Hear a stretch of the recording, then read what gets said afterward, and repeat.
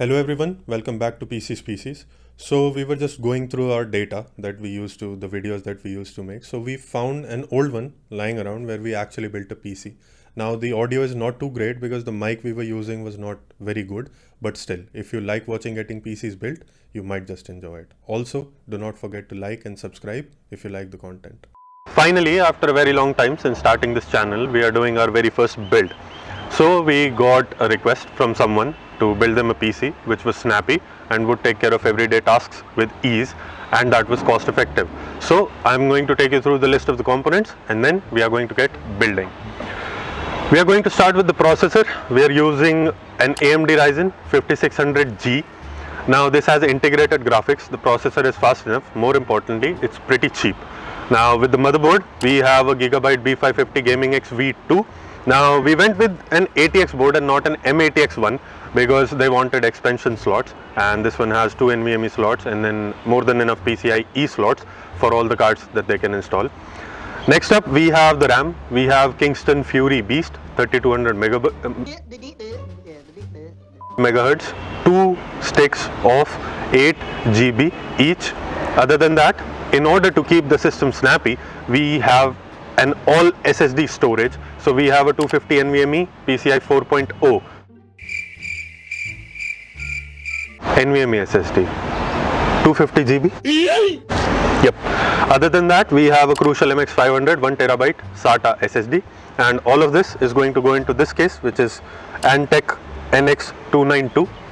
It has a mesh front panel, comes with 4 pre-installed fans, which for the price is a lot, but the fans as expected are colorful 120mm fans, not RGB, so I am guessing that the color is going to just stick to one theme.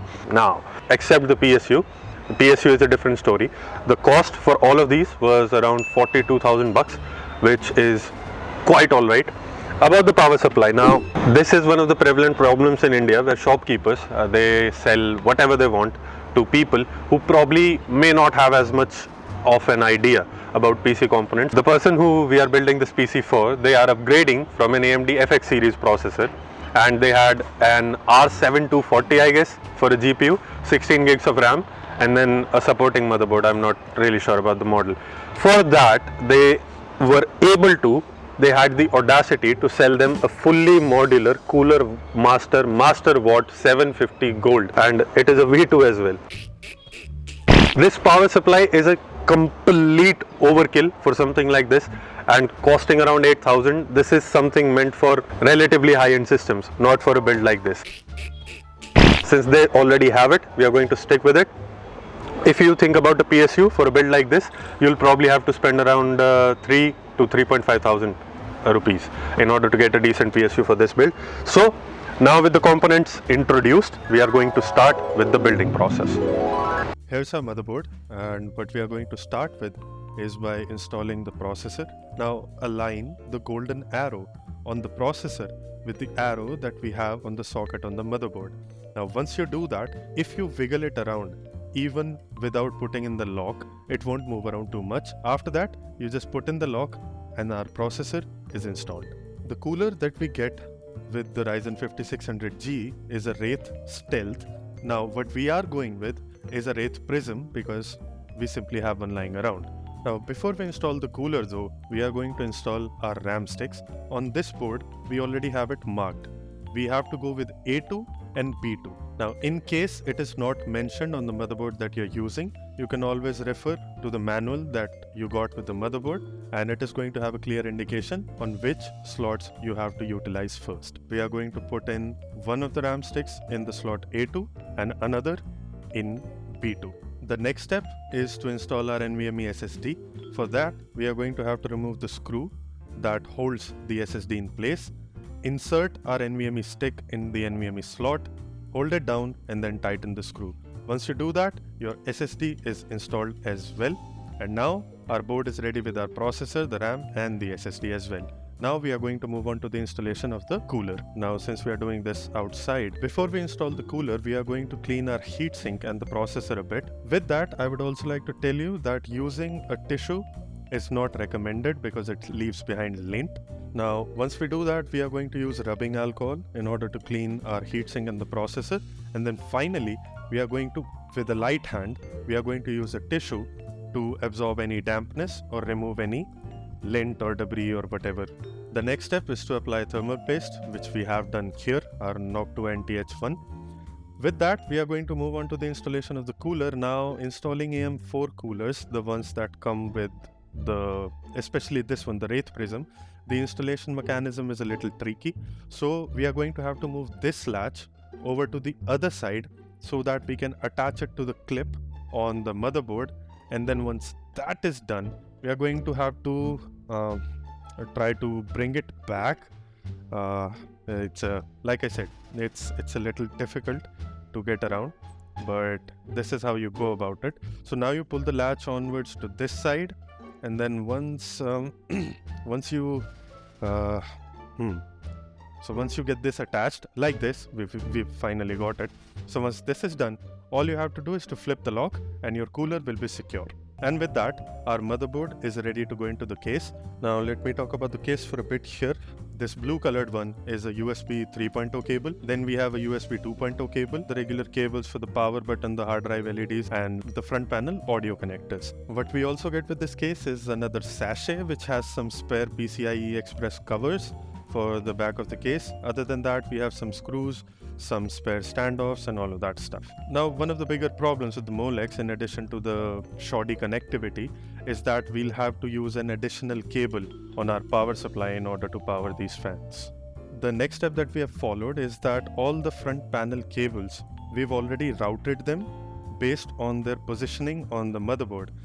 We are going to continue our installation process, and we are going to install our SATA SSD, the Crucial MX500. For that, we have the slot, this bracket here, and we are going to start with the installation of the SSD using the screws that were provided.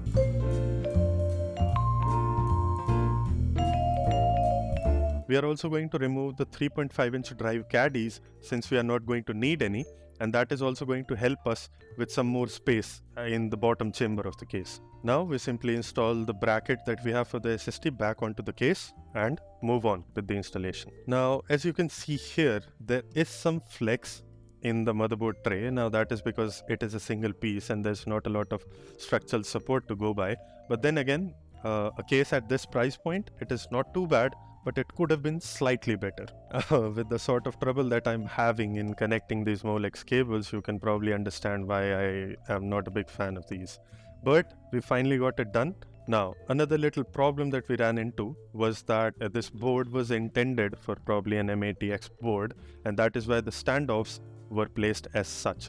Now we are going to use this, the spare standoffs that we got with the case. Now before we actually place the motherboard in the case, we are going to install our some of our major cables.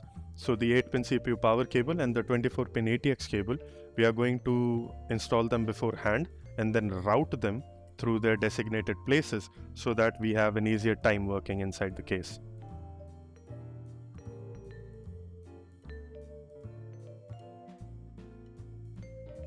Now once that is done, we are going to simply tighten the motherboard on the standoffs so that it is well and secure.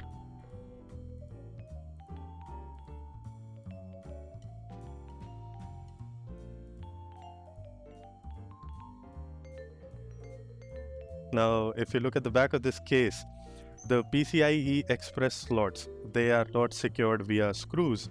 So there's this little door mechanism that they have provided us with.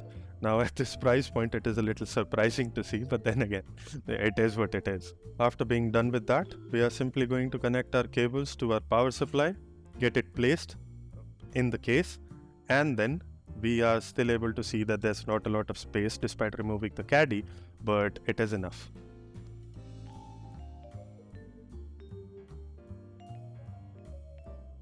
After this, all we have to do is to connect all the panels back, the side panel, the tempered glass panel and everything else, seal it in, and it is all done.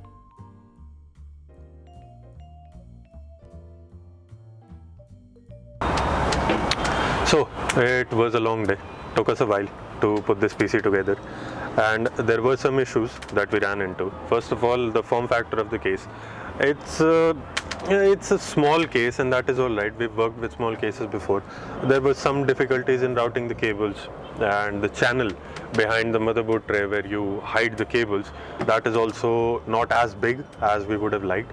But overall, for the price, it seems like a good case to build in, although adding a graphics card would add another layer of complexity and more wires to hide. So that is one of the problems. Other than that, everything went fairly smoothly. Took us a while. Again, it's dark now, so that is why we moved everything inside and shooting under artificial lights now. But the PC is ready.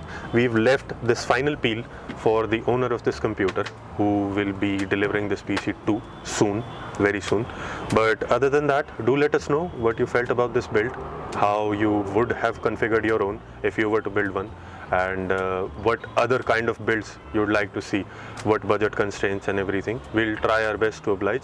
Other than that, this is it for today, and like, subscribe, share, that helps us a lot, and bye.